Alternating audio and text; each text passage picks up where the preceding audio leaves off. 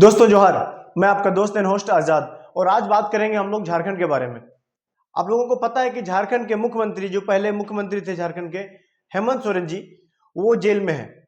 और चंपई सोरेन जी उसके बाद कुर्सी में आए, यानी उसके बाद मुख्यमंत्री बने। उनकी जो पत्नी थी कल्पना सोरेन जी, वो कल जब झारखंड विस्थापन का जो सालाना मनाया जा रहा था, स्थापना दिवस, झारखंड का जो स्थापना दिवस मनाया जा रहा था कल, उस पे वो आए और उन्होंने अपनी बातों को रखा। वो स्टेज में चढ़ी, उन्होंने रोया और वो बताई कि मैं रोना नहीं चाहती थी, लेकिन आप सब जान रहे हैं कि किस तरह से केंद्र सरकार ने झारखंड के लाल, झारखंड के मिट्टी के नेता, आपके अपना नेता हेमंत सोरेन जी को किस तरह से साजिशों के तहत जेल में डाला है। और वो चाहते थे कि झारखंड में जो लोगों के द्वारा चुनी गई सरकार थी, सरकार को गिरा दें, लेकिन ऐसा उनकी जो मंशा थी उसमें वो सफल नहीं हो पाए। लेकिन हम लोगों को रुकना नहीं है। उन्होंने आगे कहा, हम लोगों को रुकना नहीं है, आगे भी आने वाले चुनाव में हम लोग विरोधियों को मुंह तोड़ जवाब देंगे।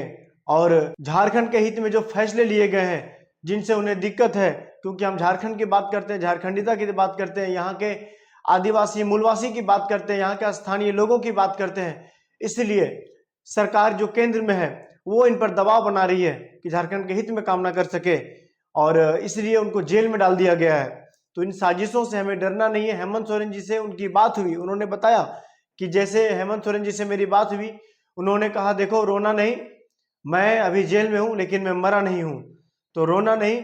और जब कल्पना सोरेन जी बहुत ही भावुक हो गई, उन्होंने स्टेज पर रोया और रोते रोते एक अगल बगल में जो उनके सपोर्टर्स थे उनके द्वारा एक नारा भी लगाया गया कि जेल का ताला टूटेगा, हेमंत सोरेन छूटेगा, जेल का ताला टूटेगा, हेमंत सोरेन छूटेगा, इस तरह के नारे भी लगाए गए।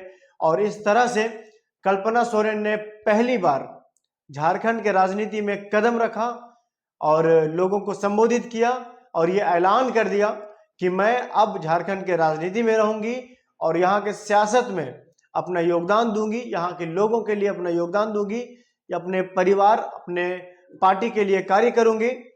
ये उन्होंने कहा। ये देखना दिलचस्प होगा कि कहां से वो चुनाव लड़ेगी, क्योंकि पिछले कुछ दिनों में ये कयास लगाए जा रहे थे कि शायद गांडे से वो चुनाव लड़े, लेकिन ये कंफर्म नहीं है अभी। लेकिन उम्मीद जताया जा रहा है कि शायद गांडे विधानसभा से वो चुनाव लड़े, लेकिन आने वाला समय ही बता पाएगा कि वो कहां से चुनाव लड़ेगी और हालात क्या बनेंगे। जय हिंद, जय झारखंड।